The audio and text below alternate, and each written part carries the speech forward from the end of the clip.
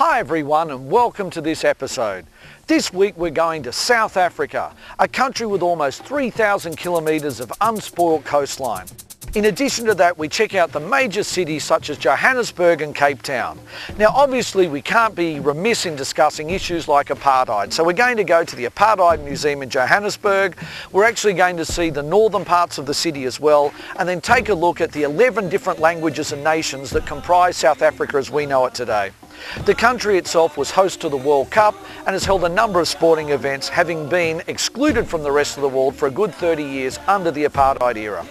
Anyway, let's head over there, check out the beaches, check out the cities and meet the people that are South Africa. It's Jason's Journeys time everyone. I'm Jason Ross.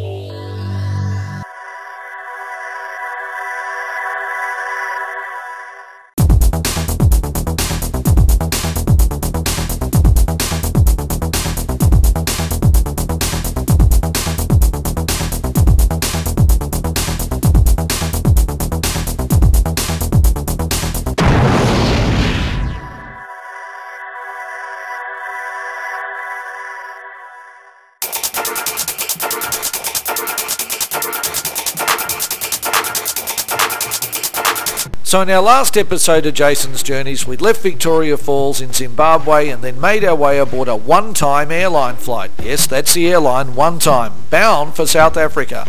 Now the countryside was amazing from the plane, but what was even more incredible was looking at Joburg, as Johannesburg is called for short, from the sky. One thing was looking at the city, but another was looking at the shanty towns like Soweto that we're going to look at later in this episode. Even from the sky you could see the big difference in the townships below. It was really incredible. The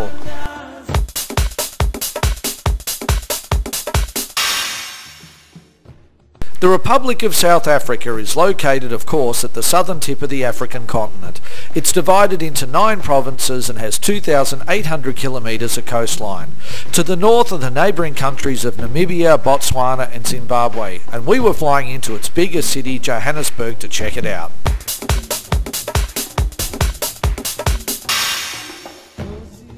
Johannesburg, or Joburg as it's known, is the largest city in South Africa by population. It is the provincial capital of the Gauteng province and the wealthiest province in all of South Africa. The city is one of the 50 largest metropolitan cities anywhere on earth and is also the world's largest city that is not situated on a river, lake or coastline. It claims to also be, ironically, the lightning capital of the world because it has more lightning than any other city on earth. The current population of Joburg is 4.5 million and the population of the greater area is closer to 8 million. A broader definition includes some other areas such as Soweto, which we'll look at, making the population anywhere up to 12 million people. The history of Johannesburg would take far too long for me to get into, but the Dutch-speaking Voortrekkers arrived in the early 19th century from the European aspect, and it was made into a dusty settlement some 55 kilometres from the Zuid-Afrikaan Republic, which was the capital, Pretoria. The town was named after the employers, including Mr. Johannes Rissik, Johannes Meyer and the ZAR company, but eventually people from North America, United Kingdom and Europe flocked to its mining towns along with the African traditional population, and it became a fairly rough and disorganised place, which I've got to say it still is pretty much to this day.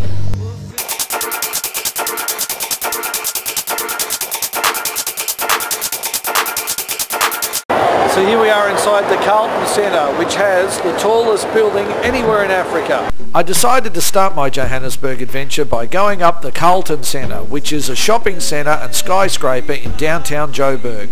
At 750 feet is the tallest building in all of Africa.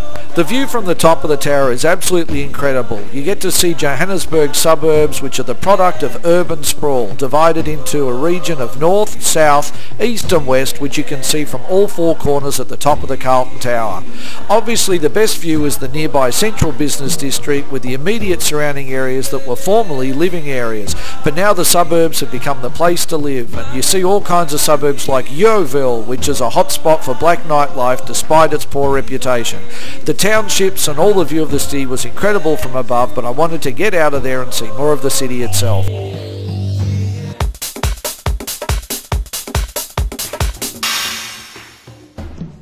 Voodoo, or Voodoosa as it's pronounced in South Africa, is still practiced by more than 10 tribal groups. You can go to shops that are run and show you all kinds of African herbs as well as rituals and all kinds of celebrations that will get you anything from rainfall to that wife you've always wanted. Anyway, it was an eye-opener to go and see.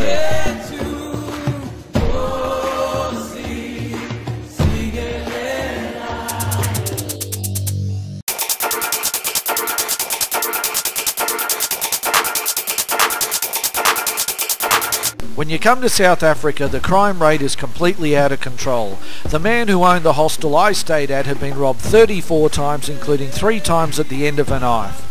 Just about everyone you meet has been the victim of crime. The statistics are on the screen for you to see, and if you get a chance, watch the Louis Theroux documentary called Law and Disorder in Johannesburg. It'll say it all. But people in South Africa, particularly the white population as well as the black population, live in fear of crime. We have a reverse kind of apartheid occurring now. Downtown Joburg has virtually no white people walking around. They've all relocated to Sandton, about 15 kilometres to the north, so apartheid still exists and white and black populations don't mix. The crime rate is so shocking that 1 in 10 girls have been raped, and you've got a 1 in 1,350 chance of being killed at the end of gunpoint. It really is a shocking statistic to look at. 1 in 5 people in South Africa has HIV, and the average life expectancy is 42 years only. The total number of prisoners now in South Africa totals over 250,000, and the total number of crimes committed was over 3 million last year. It's a shocking statistic and something that's slowly being addressed by the government. But before we go to the break, let's finish on something positive. So I went and saw a local community show where some kids were busting their moves to some breakdancing. So let's check some of it out to see something a bit more positive, shall we?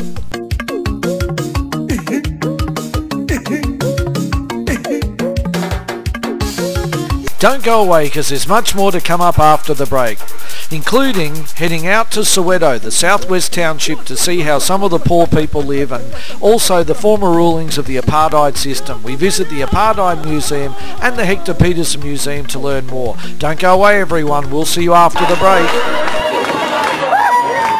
How cool is she? See you soon.